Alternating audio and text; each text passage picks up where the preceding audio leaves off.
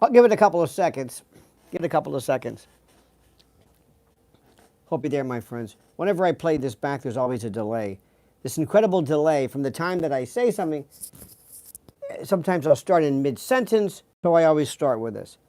I hope everyone is always, as always, I hope everyone is tuned in, as it were. Always subscribe because you never know what's happening. You never know what's happening.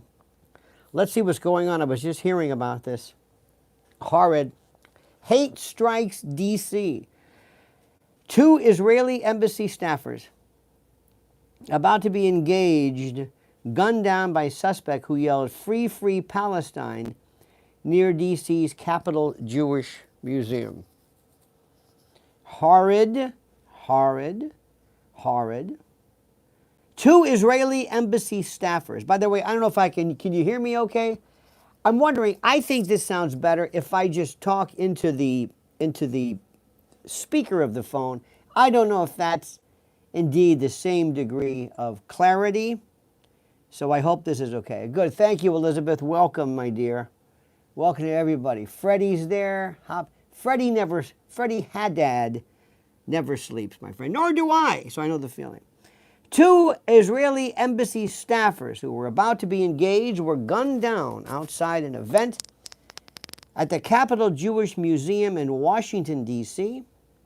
Wednesday night by a suspect who shouted, "Free, free Palestine," as he was taken into custody. The deadly gunfire erupted outside the museum, about 5 miles from the embassy, as the couple was leaving the event shortly after 9 p.m. After the suspect, identified as 30-year-old Chicago resident Elias Rodriguez, squeezed the trigger, he entered the museum where he was apprehended.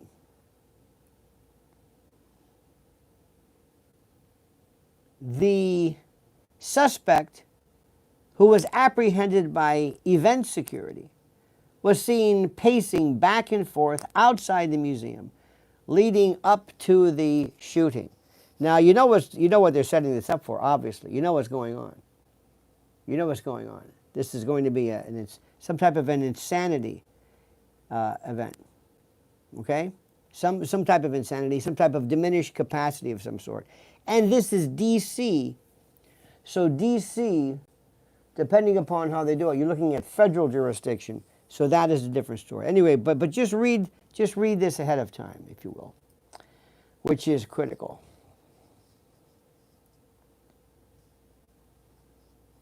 I hate these things that pop up. All of a sudden, there's a story that pops up, and lo and behold, there's this.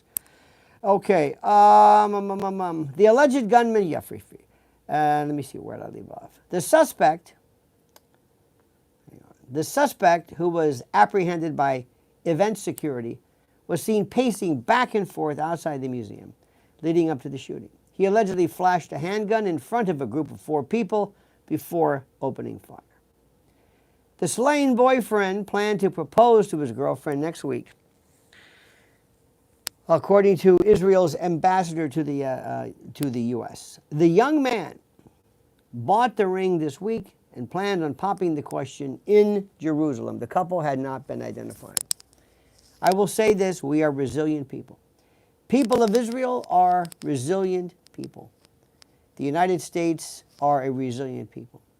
We will confront this moral depravity without fear and with determination. The hate-filled shooting led to a chorus of outrage and condolences. I want to start by sending our condolences to the loved ones of the victims. A horrible, horrid case. So we have, let me see, it says there were 2 staffers about to be engaged. So let me see this. 2 Israeli staffers who were about to be engaged were gunned down. What is going to happen with this? What is going to happen to this? First of all, it is horrid without any explanation, without any explication necessary. It is beyond horrid. Watch what happens in terms of the response to this. And watch what happens. And I know what you're going to be saying. false flag. I know. Agent provocateur.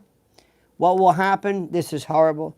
Irrespective of what you think, irrespective of your feelings, this is horrid. This is horrid. I'm looking around the world. This is playing all over the world. All over the world. Looking at RT, one of the best coverages available. 2 Israeli embassy staff members were shot and killed near the... Okay. Now, Christy Noam is email... let me see, I'm looking at this. 10:36 p.m. This happened. Pam Bondi. Now, what scares me about this, what scares me, is how this is going to be. I'm going to get myself struck off this live stream. Why is that, Sean? Why are people going? Anyway, I have to find myself. See, I mentioned this last night. I love doing this.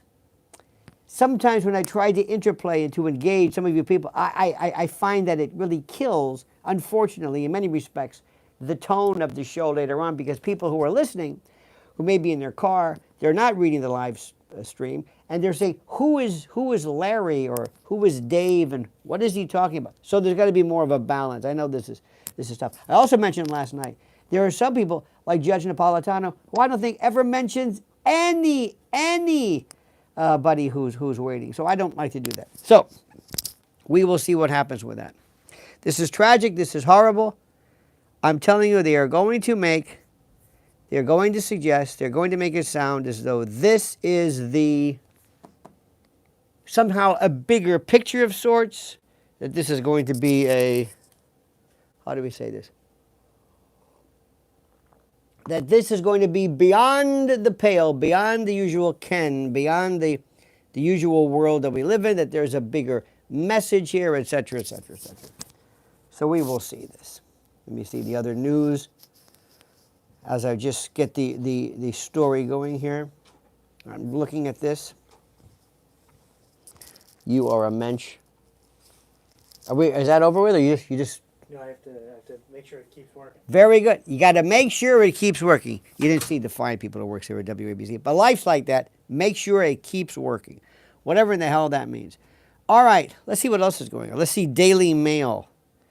This just happened. Terror in D.C. Gunman screams free Palestine. Tucker Carlson makes stunning admission about Trump move that seems like corruption. Wait a minute. Did you see this news? Staunch MAGA loyalists. I don't know about that. Ryan says, I'm more curious how the left characterizes the shooting. Anybody who is pacing back and forth, and thank you, anybody who is pacing back and forth and looking like some kind of a lunatic, back and forth, what do you expect from this? I don't know what to tell you. Anywho, let's look at what this is. Tucker Carlson has admitted some of Trump's latest dealing with Middle East seemed like corruption. The extraordinary diversion from Carlson's usual praise for the administration came during an interview with former Navy SEAL. Who is not a former Navy SEAL? I'm going to call myself a former Navy SEAL just because everybody else is a former Navy SEAL. Ryan had explained that he agrees with most of what Trump says on a daily basis and praised the administration's efforts tackling diversity, equity, and inclusion. But when pressed by Carlson about his overall view of how the administration is going, he paused before saying, F it, I'm going to get blasted for this. Ryan said he's been questioning the negotiations going on in the Middle East on the back of revelations that a new Trump Tower is slated for development in Dubai and a Trump International Golf Course and Trump Villas in Doha.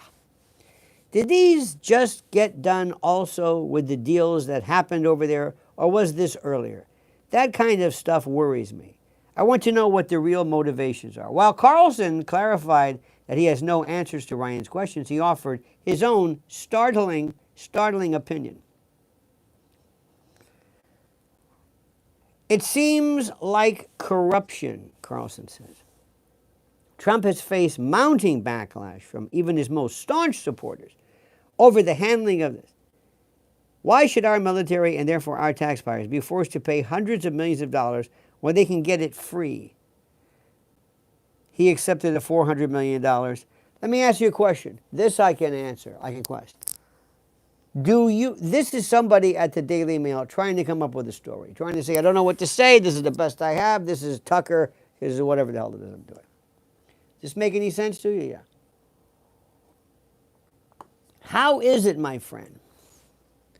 How is it that any of this means anything to anybody? Does it matter to you? Does it matter to you? Do you really care? Seriously, I'm just asking you. Do you care? Is this the kind of subject, Trump and Doha in the Middle East, is this something that makes you, Because the problem is they're going to take what happened, this horrible, this is inexcusable, this is a lunatic in Washington. The people are going to try to extrapolate this. And one of you had a very good question. What is the left going to say? I don't know. Why is this left or right? Why?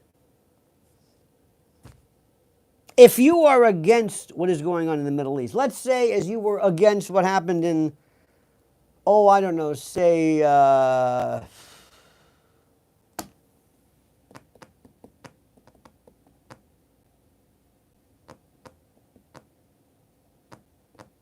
Vietnam. You're against the Vietnam War. Against the Vietnam War, you're morally against it. And let's say there was a murder in front of the Vietnam, I don't know if we had an embassy at the time, but the two have nothing to do with each other. The thing that I have to say to folks that nobody wants to hear is that these are fungible things that happen. The horror that is going on is separate and distinct from other issues. You can feel whatever you want regarding what's going on in Israel or the Middle East and still condemn the senseless slaughter of innocent people gunned down by a lunatic anywhere. There's going to be call maybe for, the right is going to say, see, look how gun control helped you. Of course, gun control is not going to affect this. You may or may not, they're digging through this person's social media background. They're going to be saying, look at whom he follows. Look at whatever. This is what they're going to say. Mark my words. Look at the people he follows. Look at how the left, you're going to see that. They're going to be attributing the effect of social media being left or liberal, all of the stuff which is horrid. But they are unable to handle the specifics of this, the individual specifics of all of this. You understand what I'm saying? They are unable to handle it. They're unable to say, this has nothing to do with the issue of the Middle East. This has nothing to do with Israel or Gaza or Palestine. This is a lunatic who says free Palestine. Had he said free Israel, you would have seen a different tack. You would have seen a different take, a different approach, depending upon who this is. Because you cannot take an individual ridiculous brutality and extrapolate it. But let me tell you what's going on. If I were a member of the deep state, if I were a member of those individuals who are, I don't want to say more, dare I say more, bellicose members of the military aspect of Israel, if I were of that particular ilk, what I would do, and this is important, what I would do is most probably, and I say this with all due respect, I would do everything that I can to extrapolate, to increase more military support, more anything to accelerate, to confirm the need for American involvement in this particular part of the world. And that's what I would do. Next question. Do you believe in the course of your lifetime, whatever is left of your lifetime, or whatever is coming in the impending future, or the immediate future, do you believe we will be looking at something that we have affectionately called World War III? Anyone? Do any of you folks? Loco says, Gad said, the parasitic mind and suicidal empathy. Yes. You do know you cannot extrapolate, thank you, you cannot extrapolate one thing from the other. You do know that, right? You can't extrapolate. You can't take this and say it means anything. One person, one gun, whatever. I don't know. I don't know. Everybody that I know absolutely positively decries this, loathes this. There's no doubt about this. There's no argument here. There's no argument. But what I'm going to tell you is that be very careful if somebody's saying that the left or the right, depending upon who these people are, these individuals are absolutely positively without the ability to recognize anything that they are doing, any kind of success, unless and until they enjoy a proliferation and a profusion and the extravasation of war. They want war and will use everything in its power. I'm not going to say this is going to lead to war, but what I'm saying is that the radical left, the radical right, the neocons, the war profiteers, whatever you want to refer to these people as, they are sitting back and they are saying this is what we absolutely positively have to have change. We must bring about war. We'll do that. Next subject. How about the president with the president or whatever the head of South Africa? Was that not one of the most beautiful things you have ever seen in your life? Did you see this? It was absolutely, positively, 100%, without a doubt, beautiful. It was the balls of this president, the gargantuan orbs of this man. I've never seen anything like it. Never seen anything like it. Never seen anything like it. It's one of those stories which I find absolutely, positively, incomprehensibly horrid. How people miss the fact that this gentleman, this president, is a genius when it comes to taking that moment. It was, some people say it was a setup. So what? He has cemented his position. And I love to think, well, this wasn't diplomacy. Screw diplomacy. It was the truth. It was the truth. So anyway, is everybody doing great? I hope so. Serial can't deflect about... I don't. Let me explain something. I love you. Every time I stop to read some of your comments, they're so good. I find myself thinking, I don't understand what this means necessarily. So forgive me in that respect. All right, dear friends, I want you to have a wonderful and a great and a glorious day. I'm about to go on in a minute, in about 15 minutes. It's about 1:45 here. On Thursday, tune into WABC, that's WABCradio.com. Download their app. You'll be able to hear what we're talking about. I've got stuff for you and for them. Remember, you can only talk about what we talk about in this context. Nobody, and I mean sometimes YouTube itself, will ever allow us to talk about what we really want to talk about. You know what I mean? I think you know what I'm talking about. All right, dear friends. Have a great and a glorious day. Thank you. Please, please be subscribed to Lionel Nation. This is the nation. I am its king, and you are my serfs. You are my peasants and my vassals. And I say that with all due respect. All right, dear friends, we love you. Live from a rainy, miserable day, beautiful day, I should say, in New York City. Have a great day. Until later, my friends, later on in the morning, when I get back and get some time, I'll be talking to you again. Remember this until we speak again. Remember, the monkey's dead. The show's over. Sue ya. Da-da.